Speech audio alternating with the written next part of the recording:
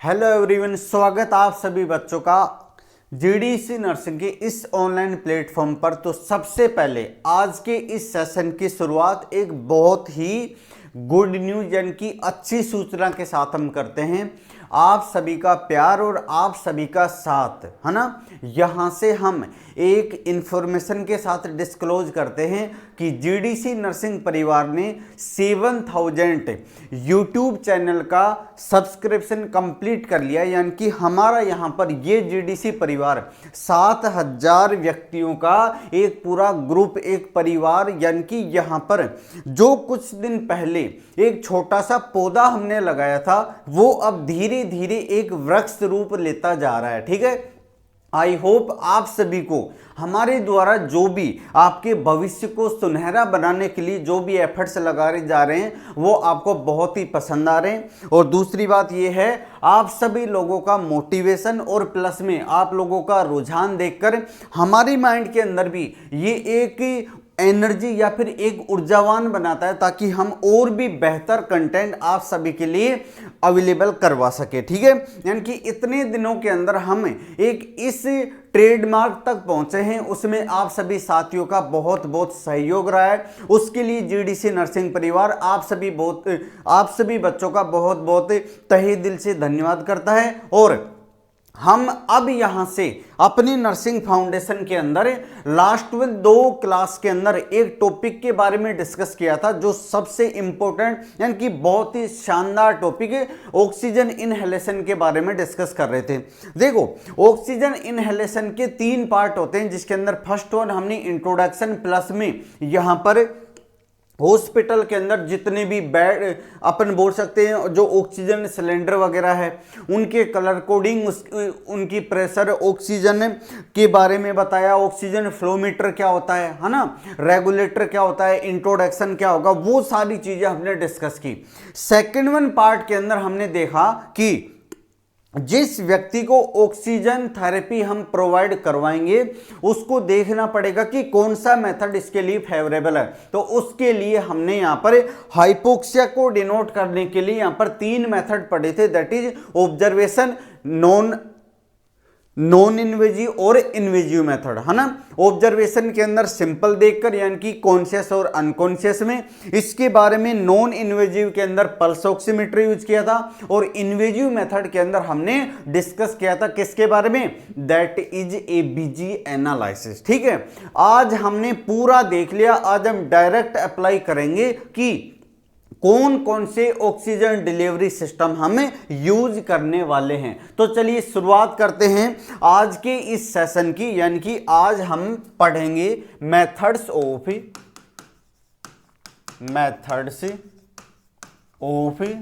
Oxygen delivery system.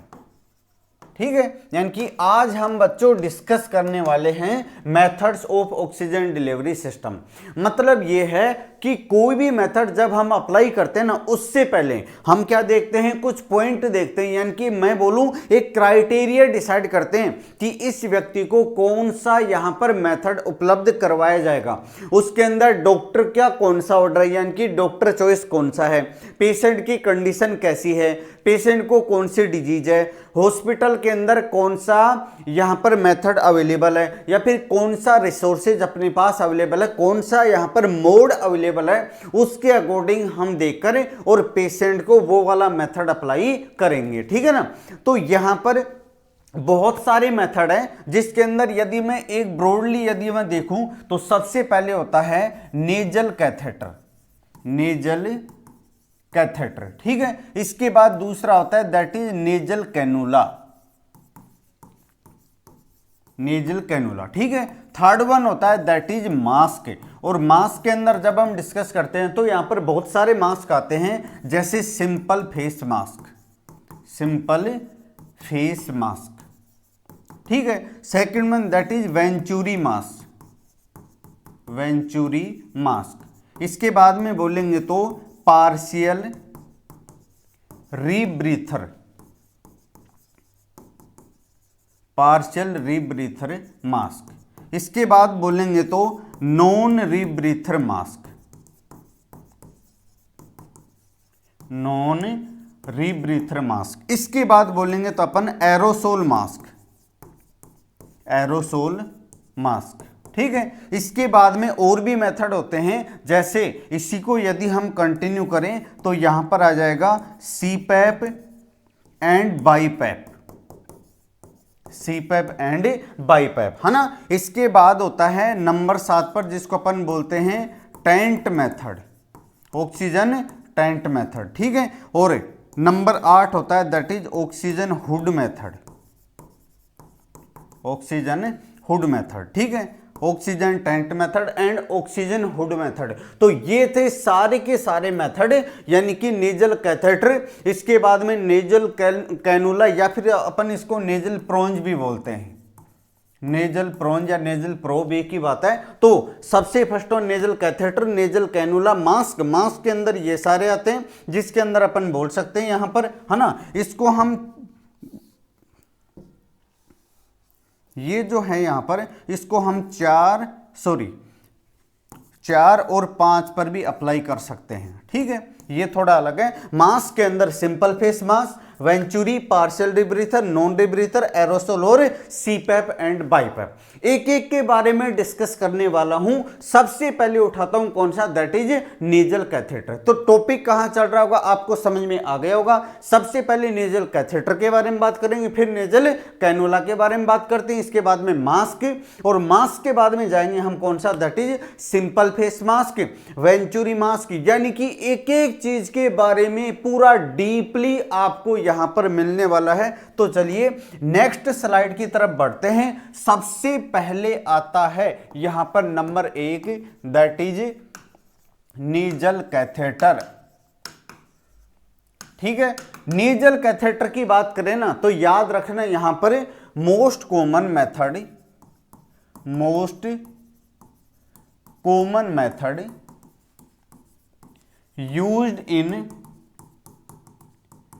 Clinical practice, यानी कि clinical practice के अंदर सबसे मोस्ट कॉमन मेथड यूज किया जाता है, उसको अपन क्या बोलते हैं, नेजल कैथेटर। इसकी लेंथ कितनी होती है, तो अगर अपन लेंथ की बात करें ना, दैट इज 10 सेंटीमीटर, ठीक है।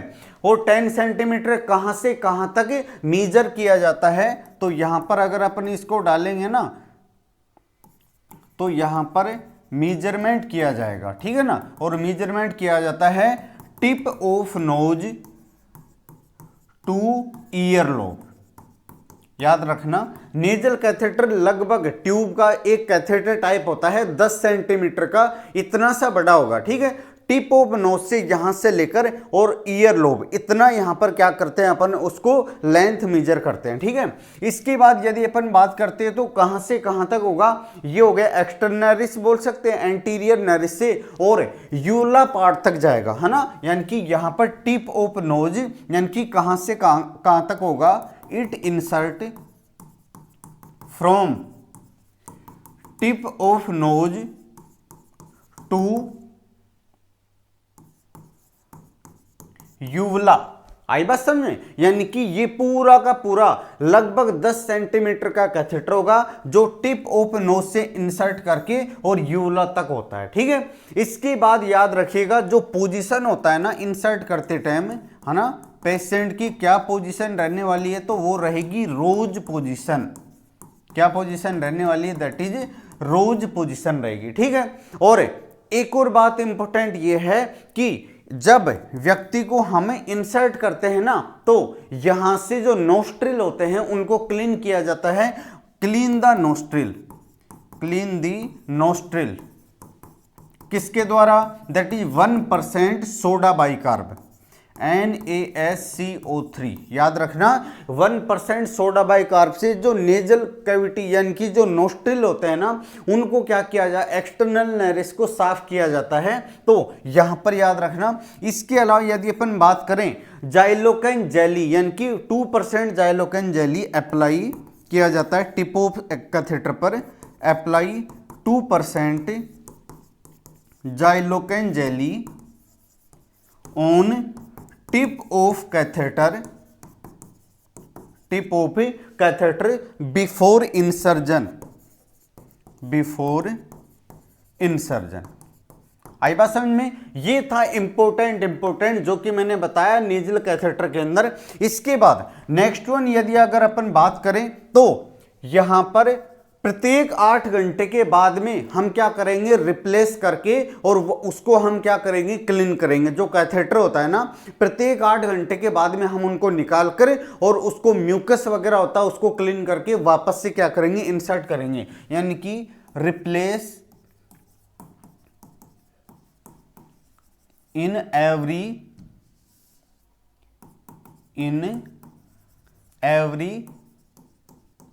8 hourly to clean the catheter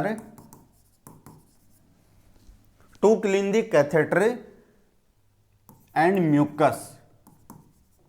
आई बात समझ में। इसके बाद यदि अपन देखेंगे ना तो यहां पर फ्लो रेट कितना होगा, that is the main important, है ना, फ्लो रेट। और एक होता है कंसंट्रेशन, ठीक है। अब देखो फ्लो रेट कितना होगा, तो यहां से फ्लो रेट होता है लगभग, याद रखिएगा, 1 से 6 लीटर पर मिनट। यानी कि जो नेजल कैथेटर लगा रहा है उस पेशेंट को हम कितना कितना फ्लो रेट दे सकते हैं ऑक्सीजन, 1 से 6 लीटर पर मिनट तक हम दे सकते हैं, ठीक है। और यहां पर उसके अंदर ऑक्सीजन की कंसंट्रेशन रहेगी दैट इज 24 to 44%। FiO2 भी बोलते हैं, यहां पर कितना रहेगा, दैट इज 24 से 44% ऑक्सीजन कंसंट्रेशन रहेगी और फ्लो रेट 1 से 6 लीटर पर मिनट तक होगी। क्लियर हो गया, ओके। यहां से इसके बाद अगर अपन दूसरी बात करते हैं तो दूसरा आएगा नेजल कैनुला या फिर नेजल प्रोब, ठीक है। नेजल कैनुला होता है ना, ये छोटा होता है, कैथेटर बड़ा होगा 10 सेंटीमीटर का, लेफ्ट नोस्ट्रिल से ज्यादा डालते हैं हम, ठीक है। और दूसरी बात है रोज पोजीशन के अंदर रखेंगे। यहां पर यदि अपन देखेंगे ना तो ये कितना होता है, 1.5 सेंटीमीटर लॉन्ग, है ना। 2 प्रोब होते हैं छोटे छोटे इस तरीके से और यहां रखते हैं और एक ट्यूबिंग के द्वारा पीछे कनेक्ट कर देंगे। तो इसका मतलब 1.5 centimetre long, 1.5 centimetre long, 2 probes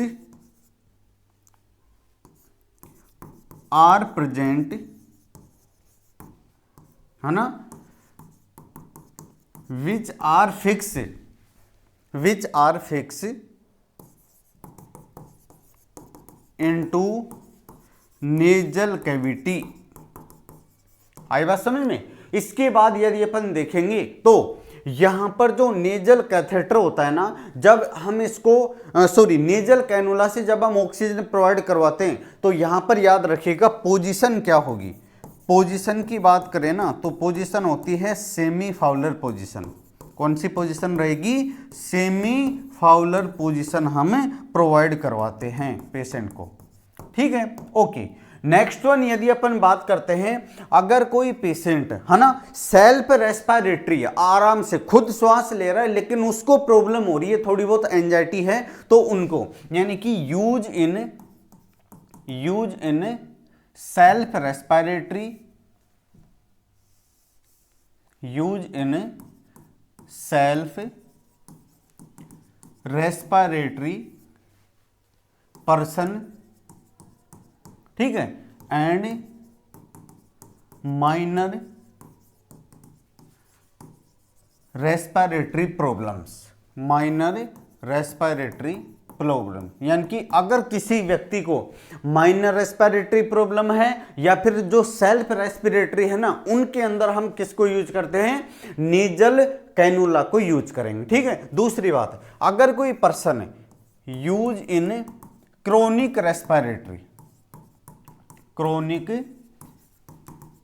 respiratory problem,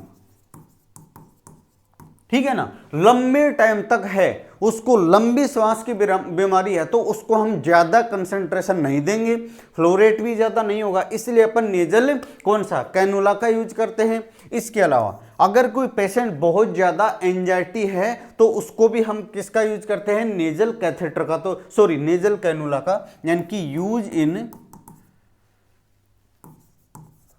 hyper anxiety patient, ठीक है। इसके अलावा यदि अपन बात करते हैं तो use in COPD patient, chronic obstructive pulmonary disease, क्योंकि सीओपीडी वाले पेशेंट का नॉर्मल ऑक्सीजन सैचुरेशन होता है कितना, 88 to 92%। तो यहां पर यदि अगर अपन देखेंगे ना तो उसका बॉडी का नॉर्मल उसकी कैपेसिटी नहीं है कि वो ज्यादा हैंडल कर पाएगा, इसलिए उसको कंटिन्यू लो रेट के ऊपर ही रखेंगे। तो याद रखना यहां पर सीओपीडी वाले पेशेंट को 2 लीटर से ज्यादा नहीं दे सकते, इसलिए अपन किसका यूज करते हैं, नेजल कैनोला के थोड़ा हम उसको क्या करेंगे, ऑक्सीजन प्रोवाइड करवाएंगे, है ना। और यहां पर कितना होता है, लिमिट कितनी होगी, that is 2 litre per minute.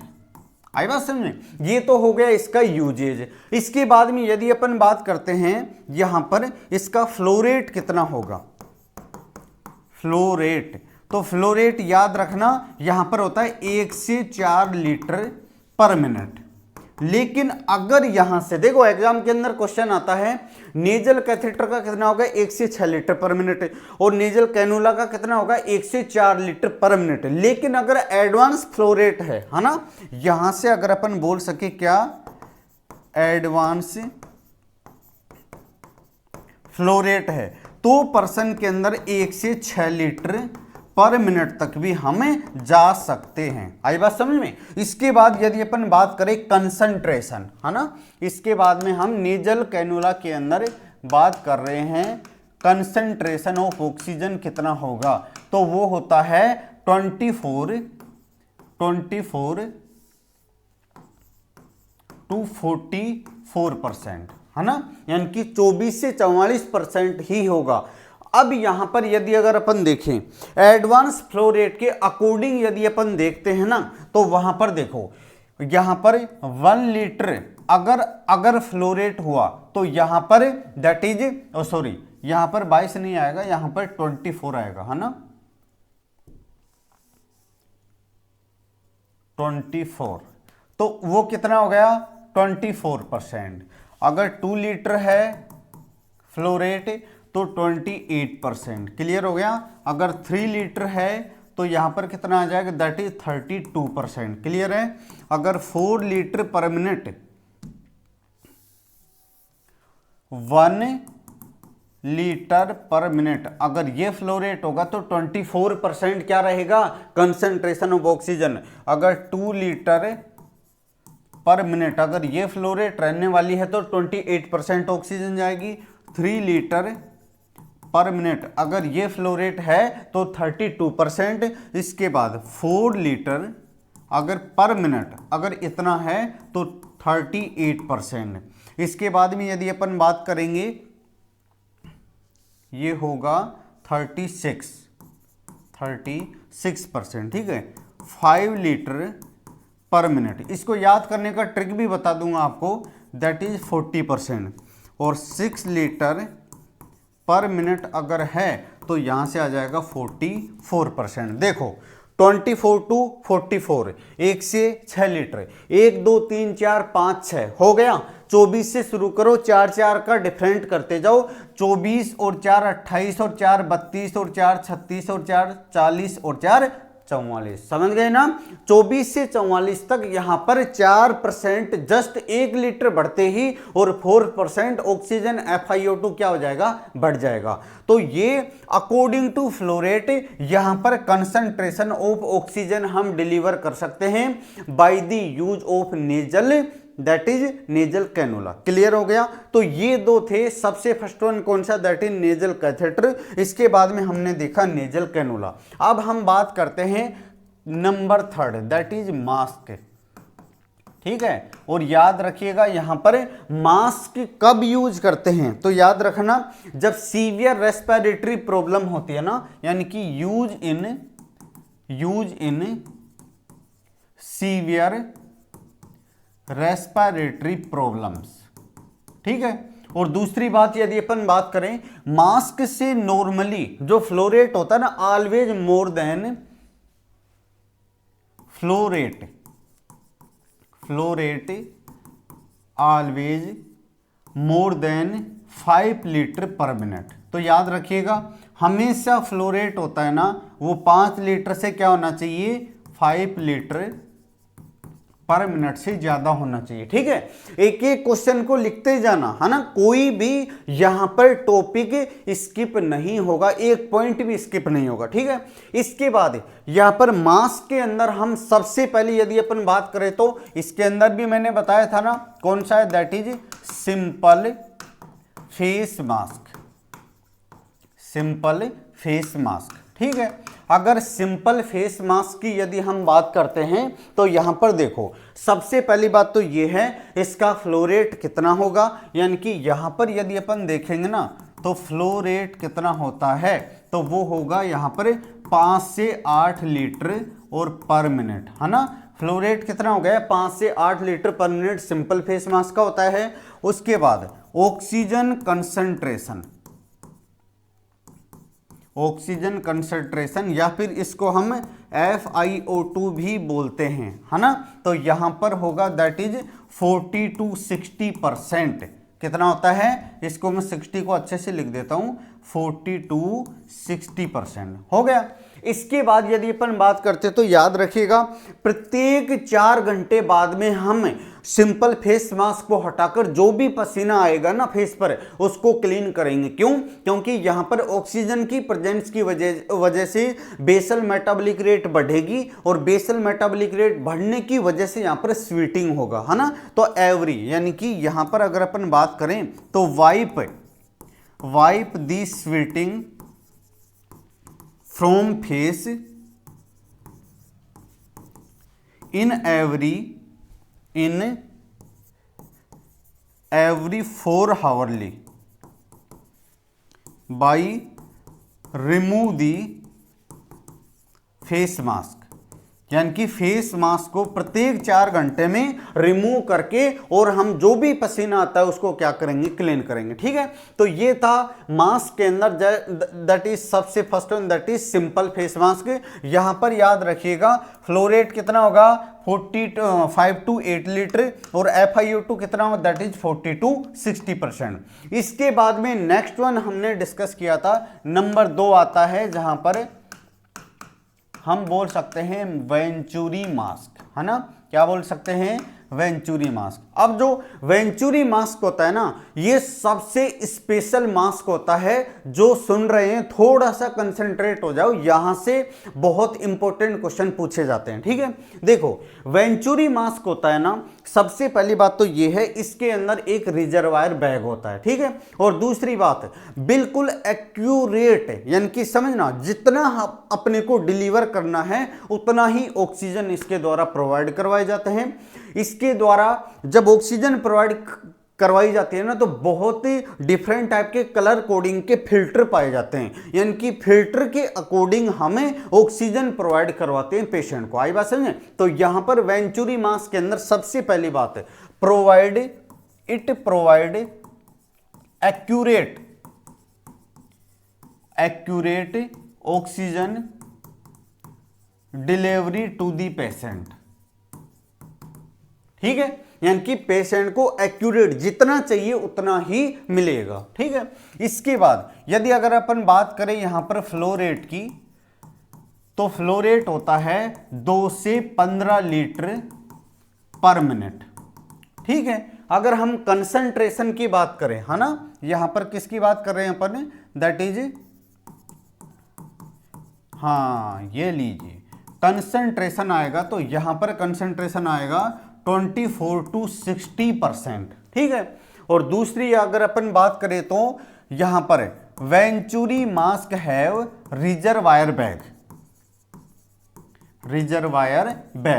और यहां पर इसकी कैपेसिटी कितनी होती है, तो रिजर्वायर जो बैग होता है ना इसकी कैपेसिटी होगी, कैपेसिटी दैट इज 1.5 लीटर, यानी कि भैया 1.5 लीटर वेंचुरी मास्क के रिजर्वायर बैग की कैपेसिटी होती है। ठीक है, एक्यूरेट मेथड, ये क्वेश्चन आता है सबसे एक्यूरेट मेथड किसके द्वारा प्रोवाइड किया जा सकता है, दैट इज वेंचुरी मास्क के द्वारा। ठीक है, it is depend upon colour coding, it is depends upon colour coding. ठीक है, यानी कि कलर कोडिंग के अकॉर्डिंग ये ऑक्सीजन प्रोवाइड करवाता है। अब ये कलर कोडिंग क्या होता है, यानी कि different types of filter, different है, बहुत सारे फिल्टर पाए जाते हैं छोटे छोटे प्लास्टिक के, उनके द्वारा ऑक्सीजन प्रोवाइड करवाई जाएगी। Different type of filter are present, है ना, in many colours, as per delivery of oxygen to the patient. यानी कि पेशेंट को डिफरेंट टाइप की ऑक्सीजन डिलीवरी जितने लीटर जितने कंसंट्रेशन पर होगा उसके अकॉर्डिंग हम यहां पर क्या गैसेज के अकॉर्डिंग, यानी कि कंसंट्रेशन या परसेंटेज के अकॉर्डिंग हम उसको उसी कलर कोडिंग का फिल्टर क्या करते हैं, प्रोवाइड करवाते हैं। ठीक है, अब यहां से यदि अपन देखेंगे ना तो कलर कोडिंग देख लेते हैं, है ना, कलर कोडिंग ऑफ फिल्टर। ठीक है, यहां पर FiO2, ठीक है, कितना कंसंट्रेशन, और यहां पर आ जाएगा दैट इज फ्लो रेट। ठीक है ना, तो यहां पर अगर अपन बात करें सबसे पहले दैट इज आता है ब्लू कलर का। ठीक है, ब्लू कलर का जो फिल्टर होता है ना, उसका कितना होगा FiO2 दैट इज 24%, है ना, उसका फ्लो रेट कितना होगा that is 2 litre per minute. याद रखिएगा 2 लीटर पर मिनट। यहां पर 6 टाइप के फिल्टर पाए जाते हैं। ठीक है, उसको हम यदि बात करें तो जैसे ब्लू हो गया, इसके बाद में वाइट कलर होता है, ऑरेंज कलर होगा, येलो कलर होगा,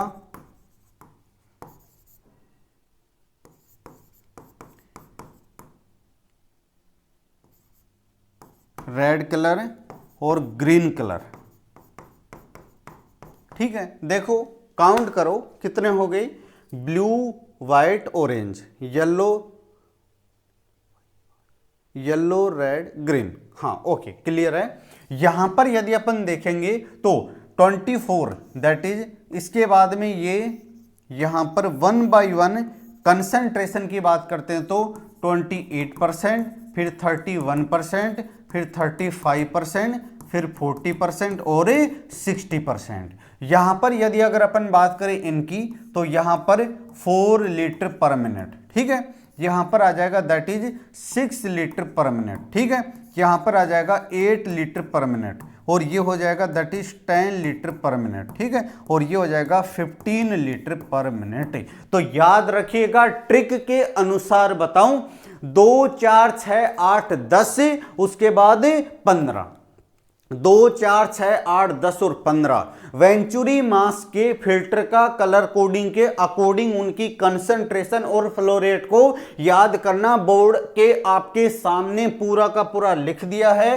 तो यहां से यदि अपन देखेंगे तो ये हो गया number 1 that is blue colour, 24 FiO2 होगा, 2 लीटर इसकी कैपेसिटी होगी। अगर किसी पेशेंट को 8 लीटर पर मिनट देना है तो अपने को उठाना पड़ेगा कौन से कलर का, दैट इज ये 4 नंबर का उठाना पड़ेगा। ठीक है ना, मतलब क्या हो गया 4 नंबर का। अब बोले कि किसी अगर COPD वाले पेशेंट को 2 लीटर से ज्यादा नहीं दे सकते, बात में ट्विस्ट आ गई यहां पर। क्या, अगर COPD वाले को केवल और केवल 2 लीटर से कम ही देना है, इसका मतलब नेजल कैनुला के द्वारा तो दे सकते हैं, लेकिन उससे भी अगर ज्यादा प्रायोरिटी के ऊपर दोनों ऑप्शन आ गए तो यहां पर कौन सा आएगा, यहां पर आएगा 2 लीटर एग्जैक्ट आता है दैट इज ब्लू कलर का। इसका मतलब एक्यूरेट ऑक्सीजन डिलीवरी सिस्टम किसको बोलते हैं, दैट इज वेंचुरी मास को। क्यों बोलते हैं सर, जो टाइप का जिस कलर का यहां पर आप क्या चिपकाएंगे, जो कलर का आप यहां पर फिल्टर यूज करेंगे उतना ही लीटर फ्लो रेट होगा, और उसके अकॉर्डिंग हमारा यहां पर क्या होगा, that is concentration of oxygen. Clear हो गया। तो यहां पर BWOYRG, ये ट्रिक याद करना, BWOYRG। यहां पर देखो 24, 28, इसके बाद में 31, 35, 40 और 60, इस तरीके से कंसंट्रेशन, और 2, 4, 6, 8, 10 और 15। तो देखो मैंने फ्लो रेट क्या बताया था, फ्लो रेट बताया था मैंने यहां पर 2 से 15 लीटर पर मिनट हो गया, और कंसंट्रेशन बताया था 24 to 60%। तो आई होप ये आपको समझ में आ गया होगा। इसको अपन बोलते हैं वेंचुरी मास्क, और उसके फिल्टर के अकॉर्डिंग उसका कलर कोडिंग, ठीक है। ओके चलिए नेक्स्ट वन, अगर अपन बात करें, इंपॉर्टेंट क्वेश्चन बनता है कि एक्यूरेट, है ना, according to priority for a COPD patient, what is oxygen delivery system, ठीक है। यानी कि अकॉर्डिंग टू प्रायोरिटी, अगर COPD वाले पेशेंट को देखेंगे तो यहां पर ऑक्सीजन डिलीवरी सिस्टम कौन कौन से यूज करते हैं, तो याद रखिएगा यहां पर भैया आंसर के अंदर, है ना, दोनों ही आएंगे। एक तो आएगा वेंचुरी मास्क, वेंचुरी मास्क, और दूसरे नंबर पर आता है, इसको अपन बोलते हैं दैट इज नेजल कैनुला, ठीक है। फर्स्ट प्रायोरिटी पर क्या होगा, that is venturi mask. Second priority पर क्या होगा, दैट इज हम उसको बोलते हैं नेजल कैनुला। क्लियर हो गया, ये था वेंचुरी मास्क।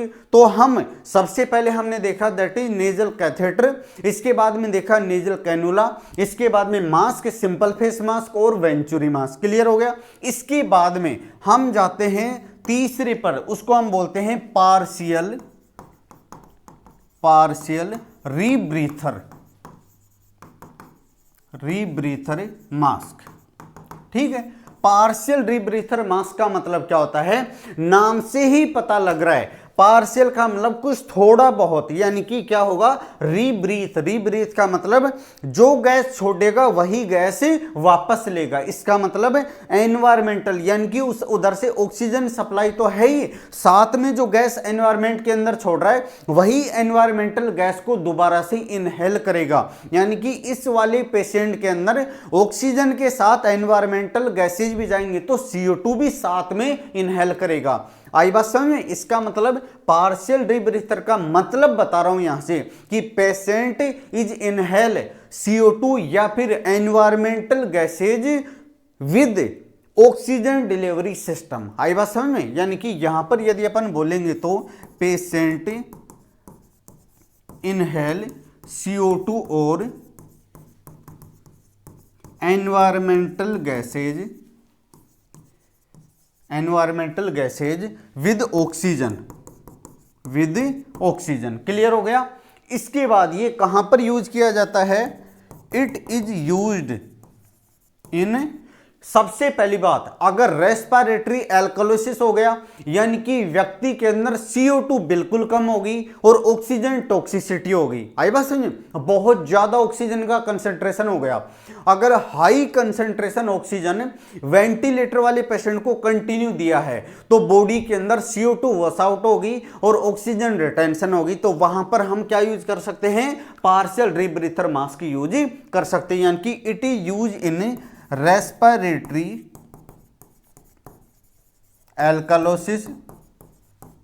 एल्कालोसिस का मतलब ऑक्सीजन का लेवल बढ़ गया, CO2 का लेवल कम हो गया। या फिर अपन बोल सकते हैं यहां पर दैट इज एक तो रेस्पिरेटरी एल्कालोसिस के अंदर, या फिर ऑक्सीजन टॉक्सिसिटी के अंदर, या फिर and in oxygen toxicity.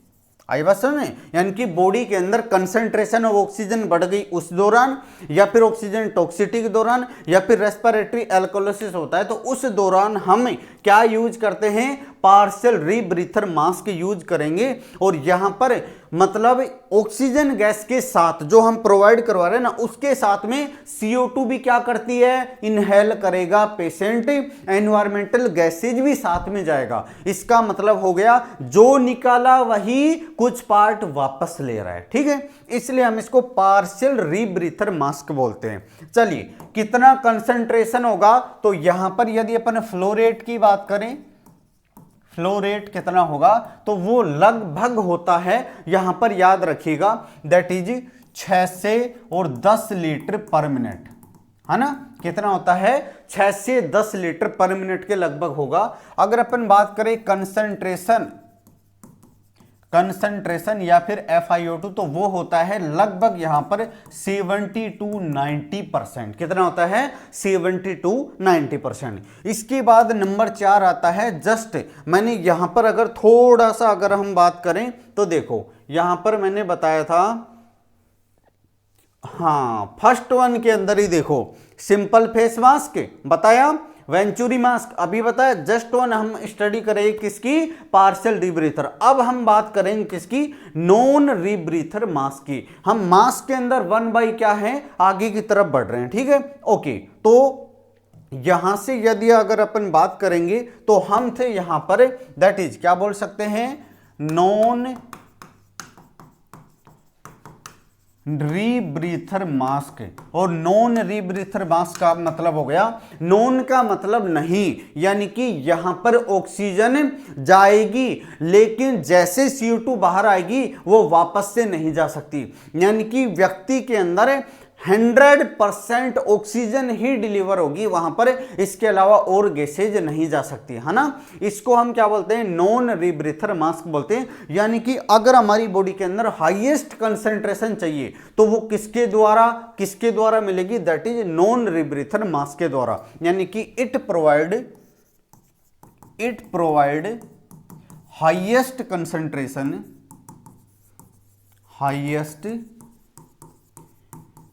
Concentration of oxygen delivery system.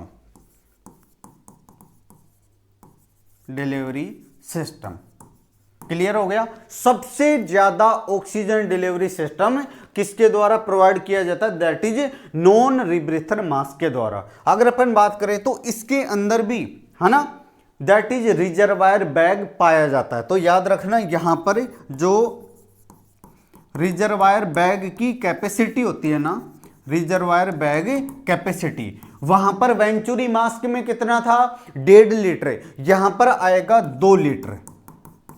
याद रखना, वेंचुरी मास्क के अंदर 1.5 लीटर था, यहां पर कितना है, 2 लीटर है। इसके बाद यदि हाईएस्ट की बात कर रहे हैं ना, तो यहां पर सबसे पहली बात फ्लो रेट तो कितना होगा, तो फ्लो रेट होगा यहां पर लगभग 10 से 15 लीटर पर मिनट तक हम दे सकते हैं, ये तो कैपेसिटी है। और यदि FiO2 यानी कि कंसंट्रेशन यदि अगर अपन बात करें तो कंसंट्रेशन होती है, यानी कि यहां पर मोर देन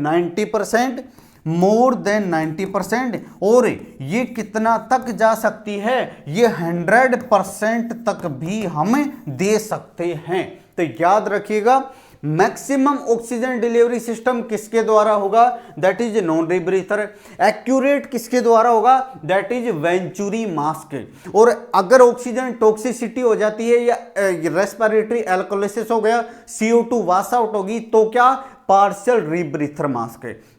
अगर यहां से सीवियर रेस्पिरेटरी प्रॉब्लम है तो अपन मास्क यूज करते हैं। याद रखिएगा, COPD वाले पेशेंट के लिए first priority venturi, second priority nasal cannula.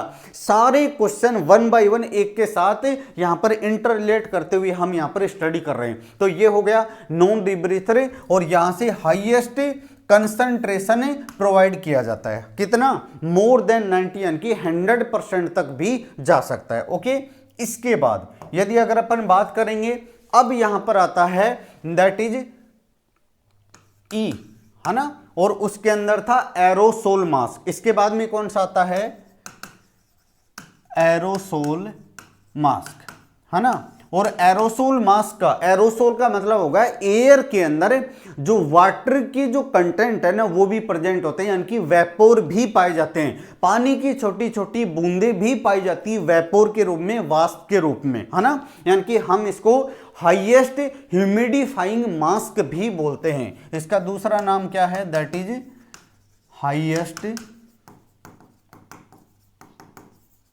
Humidifying mask भी बोलेंगे, ठीक है ना। इसके अंदर क्या किया जाता है, provide humidified oxygen,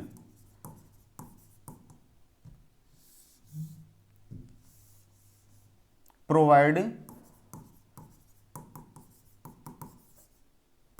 humidified oxygen to the patient. आई बात समझ में? जैसे अगर एग्जाम्पल की बात करें तो एग्जाम्पल जैसे यहां पर nebulisation mask, nebulisation mask is the example of that is aerosol mask. ठीक है, इसके बाद में यदि अपन बात करते हैं, एक होता है सीपैप,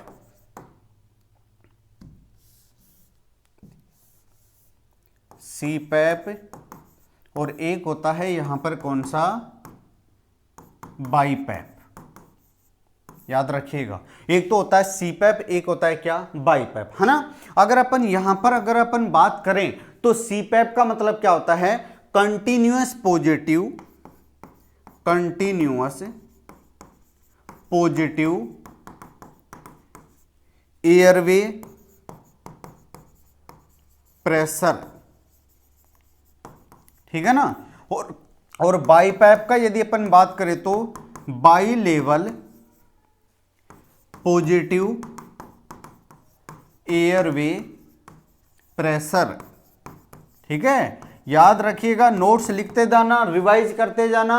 सोने की नींद आने की कतई गुंजाइश नहीं है, क्योंकि यहां पर वो चीजें हम टच कर रहे हैं जो कि आप एनक्लेक्स थॉन्डर्स मोसबी यानी कि एनक्लेक्स की नोरसेट वाली बुक्स के अंदर देखने को मिलता है। आई बात समझे? तो यहां पर हमने देखा सीपैप का फुल फॉर्म क्या होगा, that is continuous positive airway pressure, और बाईपैप का मतलब क्या होता है, that is by level positive airway pressure. यानी कि यहां पर पॉजिटिव एयरवे प्रेशर क्या क्रिएट किया जाएगा, है ना। और ये वेंटिलेटर के मोड होते हैं। तो याद रखना, अगर कोई पेशेंट सेल्फ रेस्पिरेटरी नहीं होता तो उसको हमें बाईपैप या सीपैप मोड पर रखते हैं। ठीक है ना, सेल्फ रेस्पिरेटरी यानी कि खुद रेस्पिरेशन नहीं ले पा रहा है तो यहां पर याद रखना, अगर एक तो होता है इंस्पायरेशन, एक होता है एक्सपायरेशन। ठीक है ना, अगर केवल इंस्पायरेशन को, केवल इनहेलेशन को, है ना, केवल प्रेशर करे, केवल इनहेलेशन को मॉनिटर करे, रेगुलेट करे, उसको अपन बोलते हैं सीपैप। और बाईपैप यानी कि इनहेलेशन और एक्सहेलेशन यानी कि इंस्पायरेशन और एक्सपायरेशन, रेस्पिरेशन की दोनों अगर स्टेप को अगर कंट्रोल करेगा तो उसको हम क्या बोलेंगे, यहां पर बाईपैप के नाम से जानते हैं। यानी कि इट कंट्रोल इंस्पायरेशन, रेस्पिरेशन की, इनहेलेशन की प्रोसेस को प्रेशराइज यानी कि रेगुलेट करने का काम करता है। और इसको हम बोल सकते हैं क्या, it control inspiration and expiration. ठीक है ना, मतलब इंस्पायरेशन और एक्सपायरेशन यानी कि श्वास लेना, श्वास छोड़ना, दोनों टाइम यदि स्पेसिफिक प्रेशर, कंसंट्रेशन और फ्लो रेट को पूरा रेगुलेट करता है उसको हम क्या बोलेंगे, उसको हम बाईपैप के नाम से जानते हैं। और सीपैप का मतलब हो गया केवल इंस्पायरेशन के दौरान कंसंट्रेशन और प्रेशर को मेजर करते हैं, एक्सपायरेशन के दौरान इसका कोई एक्टिव रोल नहीं होता है। तो ये हो गया सीपैप एंड बाईपैप। ठीक है, ओके। नेक्स्ट वन यदि अगर अपन बात करें तो यहां पर था, एक तो था टेंट मेथड, है ना। यहां पर ये सारे मास्क कंप्लीट हो चुके हैं। अब हम फोर्थ नंबर पर आते हैं, दैट इज टेंट मेथड। ठीक है, टेंट मेथड के अंदर क्या किया जाता है, पूरी बॉडी को एक प्लास्टिक कवर से कवर कर दिया जाता है। एक प्लास्टिक होती है ना, प्लास्टिक लेयर होती है, उससे टेंट टाइप होता है, उससे कवर कर देंगे, उसके अंदर ऑक्सीजन छोड़ेंगे। आई बात समझे? ये क्यों किया जाता है, क्योंकि लोकल टिश्यू के अंदर अगर इन्फ्लेमेशन या फिर वुंड हो गया, उसको हीलिंग प्रोसेस को बढ़ाने के लिए अपन किसका यूज करते हैं, टेंट मेथड का। जैसे कोई बर्न वाला पेशेंट है तो बर्न वाले पेशेंट के अंदर हम ऑक्सीजन टेंट मेथड का यूज करेंगे, याद रखना। ठीक है, इसके अंदर यानी कि इट इज यूज्ड इन, सबसे पहले बर्न पेशेंट, है ना, जो बॉडी के ऊपर पूरा का पूरा बर्न हो गया, उसके लिए हम किसका यूज करते हैं, दैट इज बर्न पेशेंट का, सॉरी ऑक्सीजन टेंट मेथड का हमें यूज करेंगे। ठीक है, to improve local tissue metabolism and wound healing, ठीक है। मतलब वुंड हीलिंग या लोकल टिश्यू के अंदर जो घाव हुआ है ना, उसकी हीलिंग प्रोसेस को बढ़ाने के लिए हम यूज करते हैं, किसका यूज करते हैं, that is oxygen tent method का, ठीक है। इसके अलावा यहां पर अगर अपन फ्लो रेट की बात करेंगे, फ्लो रेट कितना होता है, तो 10 से 15 लीटर पर मिनट तक इसके अंदर फ्लो रेट होता है। अगर अपन कंसंट्रेशन देखेंगे, किसकी कंसंट्रेशन है, यहां पर अपन बोल सकते हैं ऑक्सीजन कंसंट्रेशन, ठीक है। तो ये होगा लगभग 40 to 60%, FiO2 40 to 60% होगा, ठीक है। पूरी बॉडी को कवर किया जाता है प्लास्टिक लेयर के द्वारा, whole body are cover by a plastic tent layer. आई बात समझ में। तो ये हो गया कौन सा, दैट इज टेंट मेथड। इसके बाद में सबसे लास्ट में आता है अपने पास यहां पर, that is oxygen hood method, oxygen hood method. अब भैया यहां से थोड़ा सा समझना, ऑक्सीजन हुड मेथड कहां पर अप्लाई करते हैं। हुड क्या होता है, मतलब हुड एक प्लास्टिक चैम्बर होता है जिसके अंदर हम गर्दन तक को क्या करते हैं, कवर करते हैं। मतलब क्या हो गया, जैसे छोटे बच्चों को हम मास्क वगैरह नहीं लगा सकते, है ना, क्योंकि वो एक जगह, पहली बात तो रुकेगा नहीं, और दूसरा क्या हो जाएगा, बच्चे एक जगह मूवमेंट, एक जगह स्टेब्लिश नहीं हो सकते, मूवमेंट करते हैं, तो यहां पर उनको कंटिन्यूअस प्रेशर के साथ ऑक्सीजन देना पॉसिबल नहीं हो पाता। तो हम क्या करते हैं, यहां तक पूरा, यहां पर एक रबर की सीट होती है और पूरा का पूरा ये चैम्बर होता है, यानी कि नेक रीजन तक पूरी स्कल को हम कवर कर देते हैं, किसके अंदर, एक हुड टाइप प्लास्टिक का रीजन होता है उसके अंदर, ठीक है। यानी कि यहां पर यदि अगर अपन बात करें, it is used mainly in infant, ठीक है ना, इन्फेंट या चाइल्ड के अंदर मेनली क्या यूज किया जाता है, ऑक्सीजन हुड मेथड यूज किया जाएगा, ठीक है। दूसरी अगर अपन बात करें यहां पर, तो इसके अंदर कंसंट्रेशन कितना होगा, तो ये होता है लगभग 80 to 90%, ये तो कंसंट्रेशन हो गया। और फ्लो रेट की बात करते हैं ना, फ्लो रेट की बात करते हैं तो वो होगा लगभग यहां से 10 से 15 लीटर पर मिनट। याद रखना, सेम टेंट मेथड के अकॉर्डिंग उसका 40 to 60% था, इसका लगभग, क्योंकि एरिया छोटा होता है, प्रेशर ज्यादा हो, तो 80 to 90% तक होगा, और flow rate 10 to 15 litre per minute तक होगा, ठीक है। इसके बाद यदि अगर अपन बात करें यहां पर इन्फेंट के अंदर यूज करेंगे, पूरा फेस को हम क्या कर देते हैं, कवर कर देते हैं हुड के द्वारा, है ना, यानी कि child face are cover by hood, ठीक है। तो ये थे सारे के सारे मेथड, प्लस में यहां पर 1 by 1 सबका फ्लो रेट, सबकी कंसंट्रेशन कहां पर यूज होता है, स्पेसिफिकेशन के साथ हमने पूरा डिस्कस किया। ऑक्सीजन डिलीवरी सिस्टम के अंदर कौन कौन से मेथड हमें अप्लाई करते हैं, ठीक है। इसके बाद यदि हम बात करते हैं तो ऑक्सीजन इनहेलेशन के कुछ कॉम्प्लिकेशन भी होते हैं, उनको भी हम साथ साथ स्टडी कर लेते हैं। तो यहां पर आएगा कॉम्प्लिकेशन ऑफ, हम बात करते हैं अब कॉम्प्लिकेशन ऑफ ऑक्सीजन इनहेलेशन, ठीक है। सबसे first one, most common complication of oxygen inhalation, तो यहां पर याद रखना, उसको अपन यहां पर बोल सकते हैं, दैट इज, सबसे पहले आएगा बर्न, है ना। यानी कि ऑक्सीजन क्या है, फ्लेमेबल गैस है। इनफ्लेमेबल का मतलब है कि वो ज्वलनशील गैस है, सबसे ज्यादा आग लगने के चांसेज होते हैं, ठीक है। और यदि अगर बर्न हुआ तो यहां पर याद रखना, सबसे पहले अगर हम इसका मैनेजमेंट की बात करें ना, तो यहां पर स्ट्रेटेजी क्या फॉलो करना पड़ेगा, दैट इज रेस, RACE, ठीक है। और जो एक्सटिंग्विशर है इसको चलाने के लिए फिर आएगा PASS, ये बताने वाला हूं। R का मतलब क्या होता है, रेस्क्यू, R का मतलब क्या होता है, रेस्क्यू,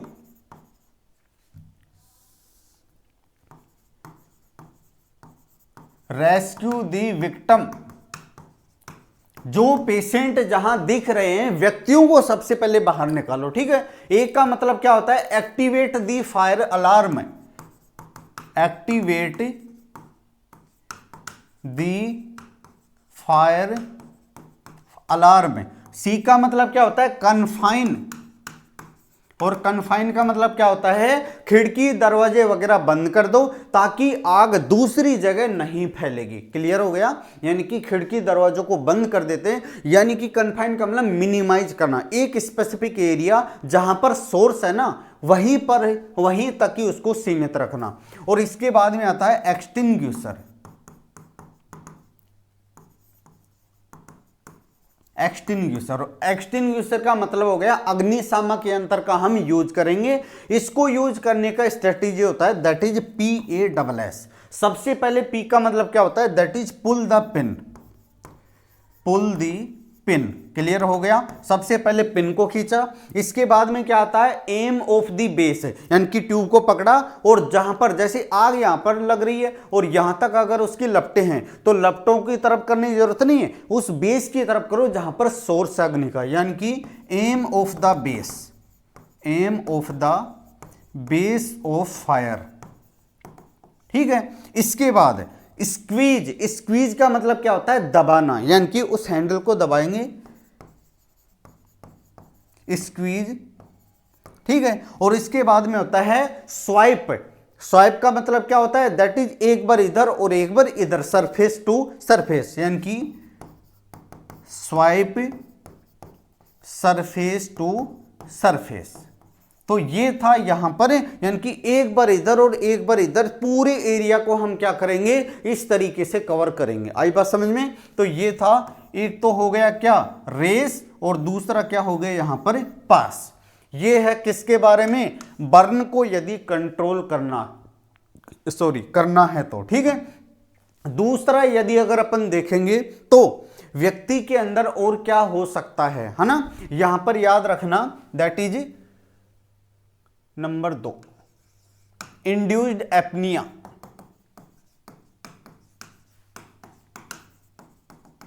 ठीक है, इंड्यूस्ड एपनिया का मतलब क्या होता है, व्यक्ति के अंदर है ना सिजेशन ऑफ रेस्पिरेशन हो सकता है। कई बार क्या होगा, अगर व्यक्ति को हायर कंसंट्रेशन ऑफ ऑक्सीजन यदि प्रोवाइड की जाती है तो उसकी वजह से रेस्पिरेशन नहीं ले पाएगा, यानी कि व्यक्ति के अंदर एपनिया की कंडीशन होगी, याद रखना। ठीक है ना, और यहां पर नॉर्मल एपनिया, यानी कि एपनिया क्यों होता है, ड्यू टू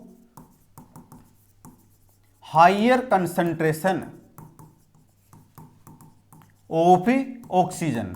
ठीक है ना, ज्यादा ऑक्सीजन अगर कंसंट्रेशन के साथ यदि प्रोवाइड करवा रहे हैं तो इंडिविजुअल के अंदर एपनिया डेवलप हो सकता है। नॉर्मल ड्यूरेशन यदि अगर अपन बात करें, है ना, normal duration of apnoea, apnoea का मतलब होता है caseation of respiration, respiration stop हो जाता है। ठीक है, श्वास ले ही नहीं पाएगा। इन एडल्ट, तो इन एडल्ट के अंदर कितना होगा, दैट इज 10 से 15 सेकेंड।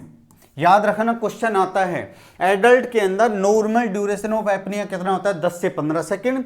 यदि अगर अपन बात करें यहां पर नियोनेट, नियोनेट के अंदर normal that is duration of apnoea कितना होगा, तो वो होगा 20 सेकेंड तक। याद रखिएगा, 20 सेकेंड तक, न्यूबॉर्न बेबी के अंदर 20 सेकेंड तक भी नॉर्मल माना जाता है। ठीक है, इसके बाद तीसरा यदि अगर अपन बोले तो जब यहां से देखो लेंस के पीछे हायर कंसंट्रेशन ऑफ ऑक्सीजन की वजह से लेंस जो अपनी बॉडी का जो रेटिनल जो लेंस होता है उसके पीछे क्या फाइब्रोसिस या फाइब्रस लेयर की फॉर्मेशन हो जाता है, उसको हम बोलते हैं यहां पर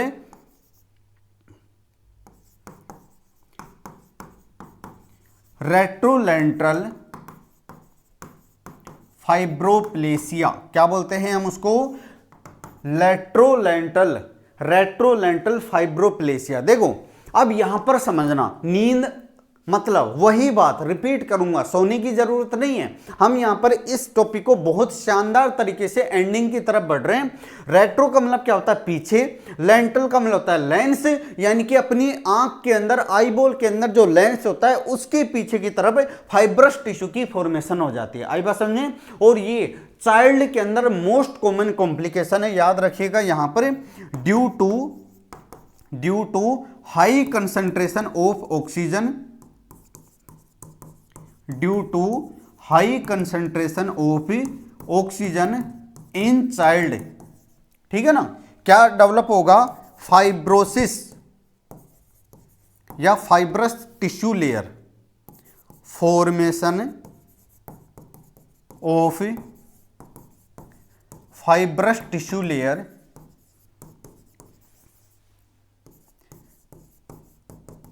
बिहाइंड द लेंस। ठीक है ना? ऑफ आईबॉल, क्या बोलते हैं उसको? रेट्रोलेंटल फाइब्रोप्लेसिया। इसकी वजह से वो क्या हो जाएगा? ब्लाइंडनेस, है ना? विच कोज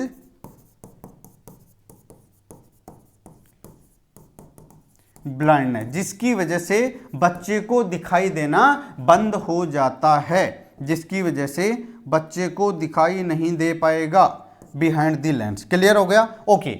नेक्स्ट वन, यदि अगर अपन बात करें तो बच्चों के अंदर मोस्ट कॉमन कौन सा होगा? यही होगा, है ना? It is most common, it is most common complication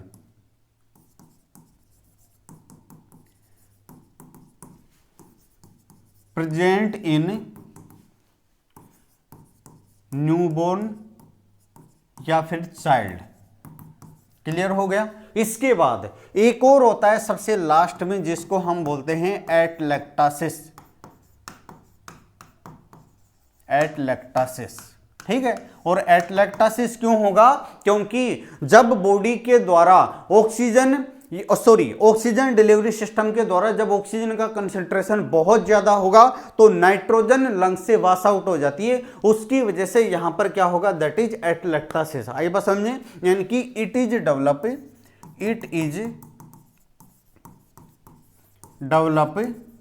due to higher concentration of oxygen delivery to patient. हो गया? इसकी वजह से क्या होगा? Nitrogen is wash out from alveoli. ठीक है ना? एल्विलाई के द्वारा जो नाइट्रोजन है वो बाहर आ जाएगी, इसकी वजह से एल्विलाई का डायमीटर छोटा हो जाता है, यानी कि पिचक जाते हैं, उसको हम क्या बोलते हैं? यहां पर एटलैक्टासिस बोलते हैं। आई बात समझे?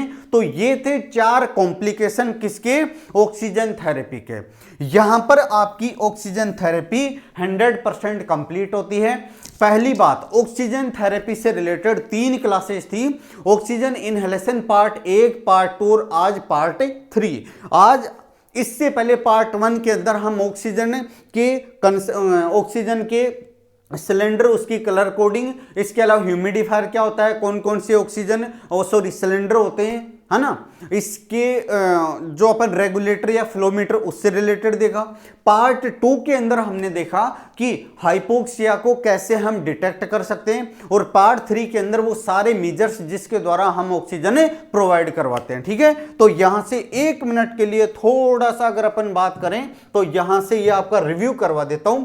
सबसे फर्स्ट वन देखो यहां पर, यदि सबसे फर्स्ट वन यदि अगर अपन बात करें, नेजल कैथेटर, नेजल कैनुला और मास्क। 4 नंबर पर ऑक्सीजन टेंट और ऑक्सीजन हुडी। अब सबसे फर्स्ट वन यदि अगर अपन बात करें, simple face mask, venturi mask, partial rebreather, non rebreather, aerosol और सीपैप और बाईपैप। यहां पर इस पेज के द्वारा यदि मैं बोलूं कि क्वेश्चन कहां कहां से उठेगा तो थोड़ा सा ध्यान से देखिएगा।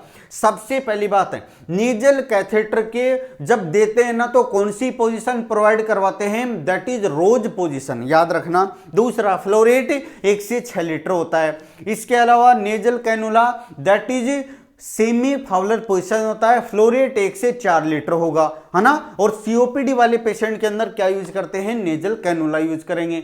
अगर किसी पेशेंट को एंजाइटी हो रही है, माइनर रेस्पिरेटरी प्रॉब्लम है, सेल्फ रेस्पिरेटरी पेशेंट है, तो उसके अंदर भी हम क्या यूज करेंगे, नेजल कैनुला हमें यूज करते हैं, ठीक है। इसके बाद आता है मास्क, सिंपल फेस मास्क, यानी कि यहां पर यदि अगर अपन देखेंगे फ्लो रेट 5 से अबव रहेगा। वेंचुरी मास्क है, एक्यूरेट ऑक्सीजन डिलीवरी सिस्टम किसके द्वारा प्रोवाइड किया जाता है, दैट इज वेंचुरी मास्क के द्वारा। Colour coding according to filter, उसकी फ्लो रेट के अकॉर्डिंग डिसाइड होता है, 2 लीटर से 15 लीटर, यानी कि 24 से 60% तक हम ऑक्सीजन प्रोवाइड करवा सकते हैं। एक्यूरेट ऑक्सीजन देंगे तो सीओपीडी वाले पेशेंट को फर्स्ट प्रायोरिटी क्या रहेगी, वेंचुरी, सेकंड प्रायोरिटी रहेगी that is nasal cannula. Clear हो गया। अगर कोई क्रोनिक अगर है, देखो दो कंडीशन बोली है, एक सीवियर एक है क्रोनिक। सीवियर रेस्पिरेटरी प्रॉब्लम है तो मास्क यूज करेंगे, और अगर क्रोनिक रेस्पिरेटरी प्रॉब्लम है तो नेजल कैनुला यूज करते हैं, याद रखना, ठीक है। इसके बाद पार्शियल डिब्रीथर, ऑक्सीजन टॉक्सिसिटी या फिर ऑक्सीजन रिटेंशन हो जाती है, CO2 वाश आउट या रेस्पिरेटरी एल्कोलिसिस होगा तो कौन सा यूज करते हैं, पार्शियल डिब्रीथर। एनवायरमेंटल गैस भी जाएगी कौन से मेथड में, पार्शियल डिब्रीथर में। इसके अलावा मैक्सिमम ऑक्सीजन कंसंट्रेशन किस में जाएगा, तो वहां पर देखो क्या लिखा है, नॉन रिब्रीथर। इसका यदि अपन देखेंगे रिजर्वायर बैग की कैपेसिटी 2 लीटर होगा, वेंचुरी मास्क की रिजर्वायर बैग की कैपेसिटी दैट इज 1.5 लीटर पाया जाता है, ठीक है ना। मैक्सिमम ऑक्सीजन मोर देन 90% होता है नॉन रिब्रीथर के अंदर, ठीक है। एरोसोल मास्क के अंदर यानी कि वाटर वेपोर भी साथ के अंदर प्रोवाइड किया जाता है, दैट इज नेबुलाइजेशन यानी कि एरोसोल मास्क। इसके अलावा इनहेलेशन के दौरान ही प्रेशर मेंटेन किया जाता है, दैट इज सीपैप। और इनहेलेशन और एक्सहेलेशन यानी कि इंस्पायरेशन और एक्सपायरेशन दोनों टाइम यदि प्रेशर मेंटेन किया जाए दैट इज बाईपैप। इसके बाद में आता है पूरी पेशेंट को कवर किया जाता है, जैसे अगर अपन बोले बर्न पेशेंट के अंदर तो आएगा ऑक्सीजन टेंट मेथड, और केवल फेस यानी कि स्पेसिफिक चाइल्ड के अंदर यदि या फिर फेशियल बर्न वाले पेशेंट के अंदर अगर अपन देखेंगे यूज करते हैं तो कौन सा है, that is oxygen hood method, ठीक है।